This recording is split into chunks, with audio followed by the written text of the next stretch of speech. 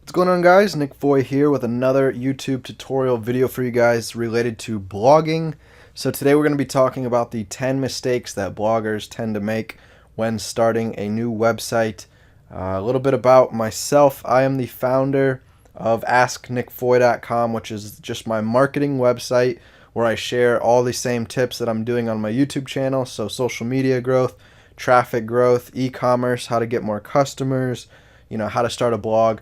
But before I started that marketing site, I started my golf website teaching golf, and I started a real estate investing site where I documented my journey buying different rental properties while I was in college. So those were my first two websites I got started in, and I learned how to grow traffic and how to sell things on those websites and make extra income, make passive income that I share with you guys now on this YouTube channel. So if you're new here, you can subscribe to my channel and you'll find lots of valuable content in my playlists if you search my channel for all the different videos I've published. Alright, so let's go on now to the 10 mistakes to avoid when starting a blog. So number one is going to be choosing the wrong niche. So picking a niche that you're not passionate about is typically a mistake a lot of beginners make. So one of the mistakes a lot of beginners make is they'll pick a niche that they think is going to make them the most money and not necessarily picking one that they're actually passionate about. So, if you're going to try to do this for the long term, think about how many years you're planning on running your blog to make money every year. If that's your goal, to make passive income that you can live off of eventually, then your blog's going to be around for many years. So you got to think about something sustainable that you would be passionate writing about and talking about for years and years to come. Don't just pick the hottest trend right now, because trends can change over time. What's making lots of money today might not make as much money in the future. So you should also pick something that's, evergreen, that's going to last a while, like in the fitness space or the personal finance space, or like my golf site, for example. Those are types of topics that are going to be around for a long time. Compared to, like fidget spinners, people that started fidget spinner websites to try to sell fidget spinners. Those were popular for a couple months, and, now they've kind of died off again. So think about that. Pick something you're passionate about, something that's going to last a long time. And, don't go after something super high competition either. If you go after fitness, for example, try to go deeper into a more defined topic within fitness itself. Don't try to keep it general, because there's already a million websites out there that talk about healthy tips, healthy foods to eat, weight loss tips. All that stuff's already covered. Try to get way more in depth. Like maybe workouts for college students. You could go for disabilities. Tips for people with disabilities as far as fitness tips are concerned, or you can go into the yoga space, getting deeper with yoga for, elderly women. Try to get real defined rather than keeping it general and broad when you're first starting out, and as you gain momentum, you can widen it out and you can get more general and more broad. All right, next mistake is choosing, a name and worrying about your mission statement. So a lot of bloggers, when you see you're starting a new business, they say, all right, pick out a brand name, define your mission statement, what's your business about. Don't spend too much time really wasting time on these sort of things. Instead, just pick a name that you're comfortable with, that you like. You don't have to spend days and days trying to decide the perfect name. Don't worry about being perfect. There's a lot of brands out there that have weird names like, Hulu, Roku, Netflix. I mean, these are the subscription services that we've come to love today, watching all of our favorite movies on. And if you think about the names themselves, they would have meant nothing, other than the fact that they became a popular, successful company, and now those names actually have meaning behind them. So think about that when you're getting started. If you want to come up with some kind of unique, random, cool name that's probably going to be okay to use, then you can go for that.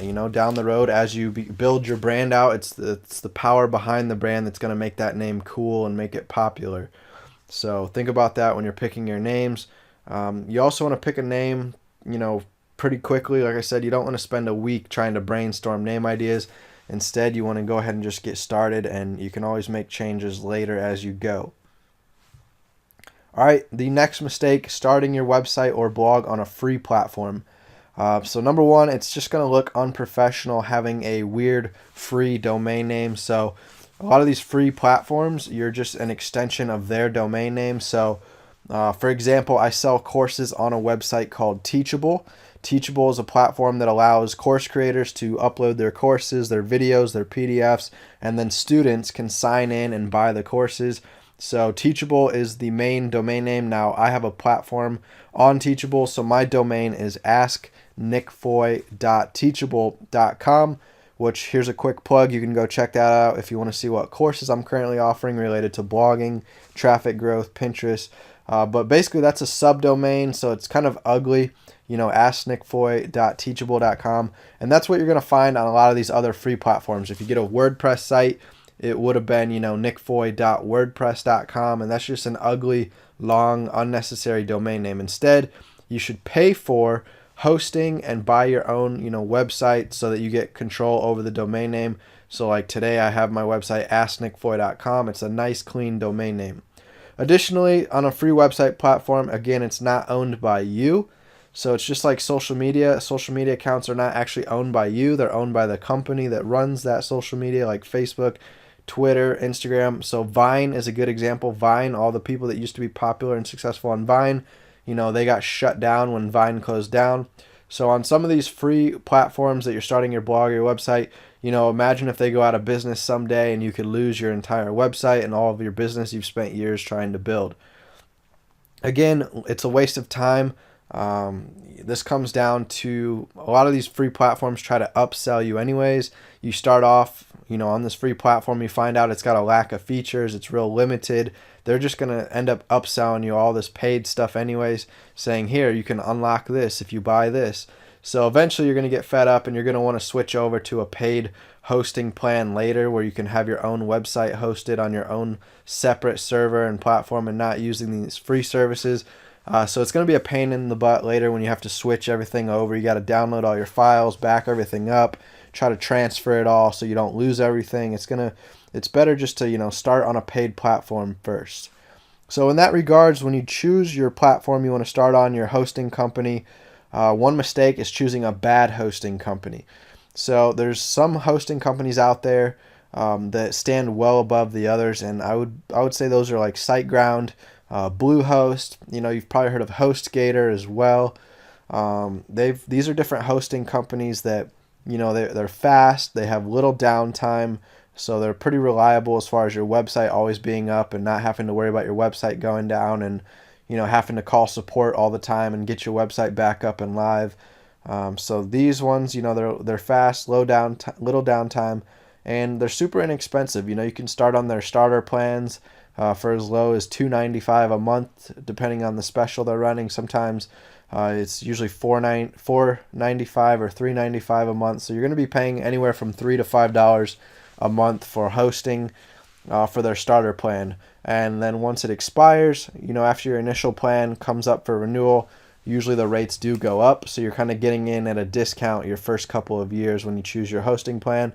So that gives you time to kind of test them out anyway, see if you like them. I started with Bluehost for one of my websites. Once that subscription ended after 3 years, I switched over to SiteGround because Bluehost was just giving me some issues. And SiteGround, I felt, they had a lot faster server, so my pages seemed to load faster on some of my other websites I started. So when I was comparing between the two, I ended up going with SiteGround, but I have used Bluehost, and I still do have a couple websites on Bluehost, but most of my websites now are run through SiteGround, and I recommend that for clients as well. All right, the next mistake, buying expensive software. So when you're first starting out, your business isn't going to be making any money, your blog's not going to be making any money. So of course you want to try to keep your investment only on the most important things like hosting, your domain name, and then there's some cheap, inexpensive softwares, which we'll talk more about in a moment.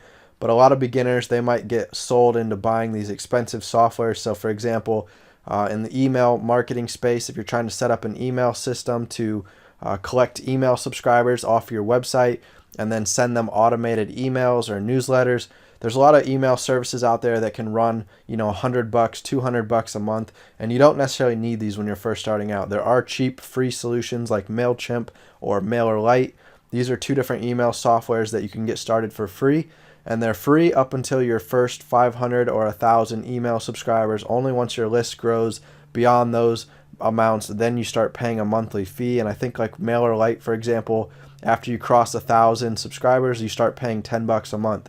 So that's very inexpensive still compared to these other softwares that can charge, $100 to $200 a month. Now, I actually use ConvertKit.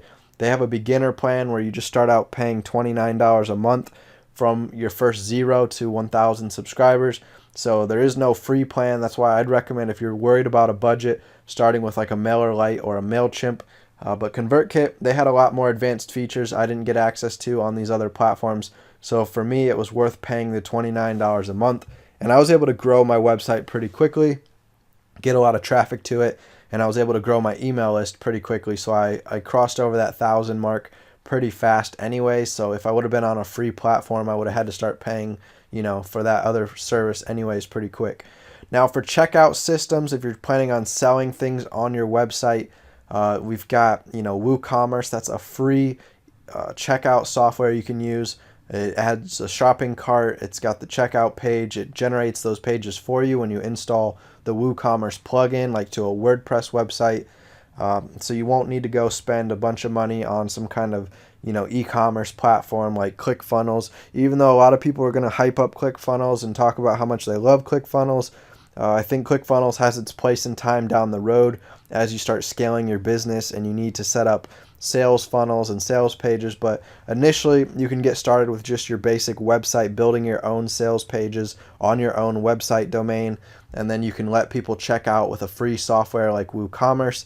And then, down the road, like I said, you can always upgrade later to a platform like ClickFunnels, or like in my case, I host different products over on Teachable.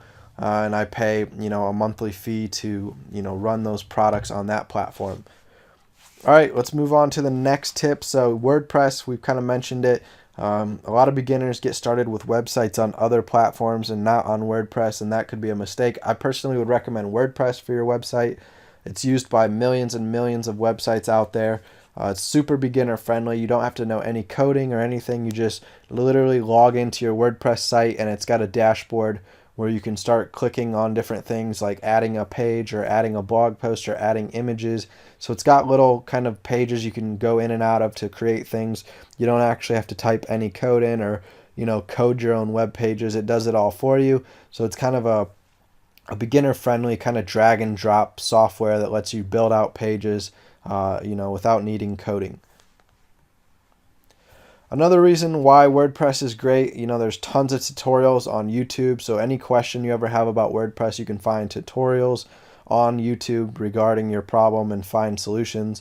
It's search engine friendly, so it's built to make sure your website is going to perform well in the search engines like Google or Bing or Yahoo, so that when people are searching different topics related to your website, they might come across your website then, because your website is optimized for a search engine. So Google's going to give it preference above other websites, that aren't optimized for search engines. You also get access to plugins and themes that are built for WordPress. So again, these free plugins that add features to your website, like a checkout system or adding email forms to your website or adding social media share buttons so that people can share your website on social media. These are all added features you get through what are called plugins, and plugins come free for the most part when with your WordPress site. So you can just install these plugins and it'll add that functionality to your website. There are some paid pro versions of different plugins you can choose to upgrade to unlock certain features, but most free plugins have the needed features to add to your website. There's also themes, so that's what's going to give you that customized design and look of your website. So you can download free themes, or you can pay for themes. I paid for a theme when I first started using ThemeForest. I bought a $50 theme called Avada, and since then I've switched over to another one called Gym Edge for my fitness site. So there's a lot of options for themes as well. Because of WordPress being such a big community, there's so many developers that have spent time building themes that are custom to WordPress so they can fit your site and look really nice and professional and clean, and they can be fast loading themes. You don't want a theme that's super heavy, super bogged down, that's going to make your website load slow. So keep that in mind as well. As another mistake you could make is buying a theme that's not light. Ideally, picking out a light theme can help your website load much faster, and this is going to make it more user-friendly and do better in the search engines, as well as users, being happy with your website. They're not going to jump off your website because it's loading too slow. All right, moving on. Not investing in your business is another mistake. So again, if you're starting out brand new, you're probably not making any money yet. So obviously you want to try to run a lean business, buying a domain name, you're hosting, buying some cheap softwares and growth tools. But you still should expect to spend a little bit of money early on growing and investing in your business. And later as it scales, you can decide, how much money you want to take out of the business versus reinvest back in. But I would recommend initially just reinvest all your profits back in for growth. If you're planning to make this some kind of long-term business where you're going to make a ton of money off of it and live off that income, the only way to do so is to scale and to scale quickly. So to help you scale quicker, you should take your profits, and reinvest them back in. So that's what I did when I first got started making, $1,000 a month.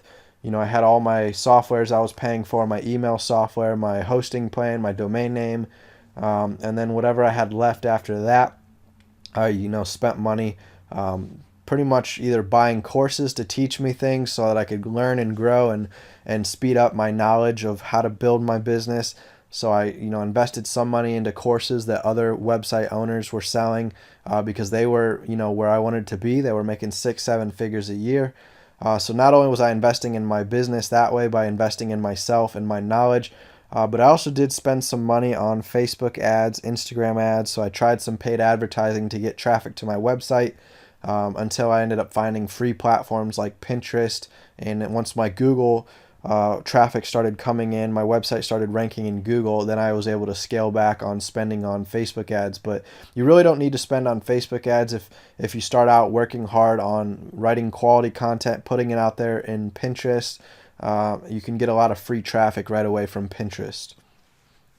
All right, mixing personal and business expenses is another mistake to be careful of. So when you're first starting out, you want to set up a separate bank account. It's recommended that you can channel all of your income from your website to. So I have a business bank account that when I connect it to my Stripe and my PayPal account, so every time I get paid through Stripe or PayPal, I have money racking up in those accounts, and then it transfers it every month over to my business bank account.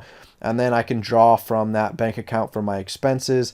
So you can set up a debit card or even maybe a credit card where you auto pay your credit card bill through your business bank account every month. And that credit card could be solely used for your business expenses. So buying your hosting, your domain name, your different softwares, your advertising, and any other business expenses you need for your business. So that's what I would do. It keeps things, separated so that you can see what your business is actually doing financially. You're able to actually track your expenses and your income a lot easier, keeping everything separate from your personal income and your personal expenses that come from other sources outside of your blog or your online business. All right, accounting is another thing not to forget. So when you're first starting out, it's easy to keep track of everything. It's quite simple because you don't have a whole lot of income and a whole lot of expenses yet. So you can probably get away with using something like Excel, setting up some kind of spreadsheet, and then every month when you get your credit card statement, and just go through and mark down all your expenses off your credit card statement into an Excel sheet and kind of organize them and categorize them. Or you can use, like a free accounting software online where it auto pulls all of your transactions from your bank account, from your credit cards, so that you can keep everything organized and tracking using some kind of automated software online. So have a plan, of how you're going to do your accounting. And then again, as you're growing, think about how much you want to reinvest back in your business. What do you want to do with your profits? That way you can make sure your business is sustainable for the long term and you're growing constantly as well. All right, and our final tip for you today is not to give up. So a lot of beginners get started, they go a couple months, and then other ideas pop into their head, or they get busy with other tasks and projects, and they end up putting their blog to the wayside and kind of forgetting about it, and then eventually they kind of just give up on it. So think about that when you're starting. Set up systems so that you can keep this going. If you have to, part of your investment strategy could be investing in content creators. So like writers, for example, you can pay people to write articles for you. So if you're busy all the time doing other tasks in your business, you could be having that portion of your business automated. So people could be submitting articles to you that they write related to different topics you want to cover on your website. And then you can go in and, edit them and publish them to your blog. and that frees you up to focus on other aspects of your business. Or if you're taking a break from your blog, you can at least have a bunch of writers, write content, and you could get everything scheduled out ahead of time so that you're publishing on a consistent basis over several weeks or several months. So while you're taking a break maybe for a few weeks, you've still got content getting put out on your website on autopilot thanks to these scheduling softwares and systems. And that's what I do with social media as well. I schedule a lot of my social media posts ahead of time. So while I'm busy, maybe doing other things, or if I go on vacation or something, I don't have to stress and worry about it. I still have content being auto put out onto my website, out onto my social media accounts.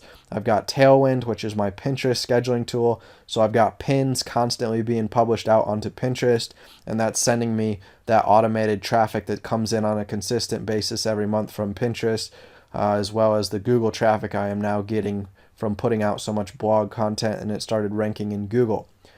So I know it's a lot to take in. Rewatch this video if you have to, but those are my tips for you guys today on mistakes that a lot of beginners make and how to avoid them. Things to consider when starting your business or your income blog if you're trying to make money off your blog. And I hope you found some value. If so, you can give this video a thumbs up. Let me know it was a good, helpful video. And I appreciate subscribing to my channel to help us grow. We're trying to reach 10K as our next milestone goal for subscribers. So help us out there. Give us that thumbs up and that subscribe. Turn on alerts. And I'll see you guys in the next tutorial video. Peace.